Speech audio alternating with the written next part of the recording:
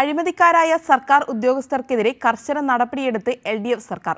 കഴിഞ്ഞ 4 വർഷത്തിനിടെ റവന്യൂ വകുപ്പിൽ നിന്നും പിരിച്ചുവിട്ടത് 72 പേരെയാണ്.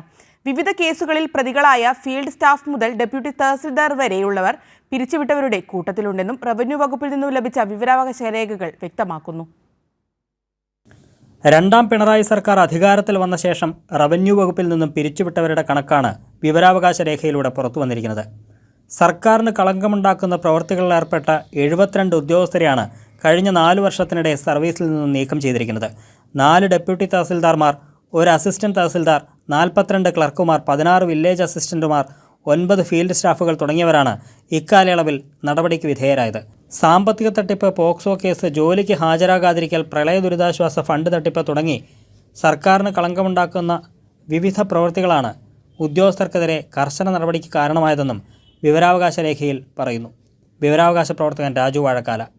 അഴിമതിയും കെടുകാര്യസ്ഥതയും വകുപ്പിനും സർക്കാരിനും മോശം വരുത്തുന്ന പ്രവർത്തനങ്ങളിൽ ഏർപ്പെട്ടിട്ടുള്ള ഉദ്യോഗസ്ഥരെയാണ് പിരിച്ചുവിട്ടിരിക്കുന്നത്.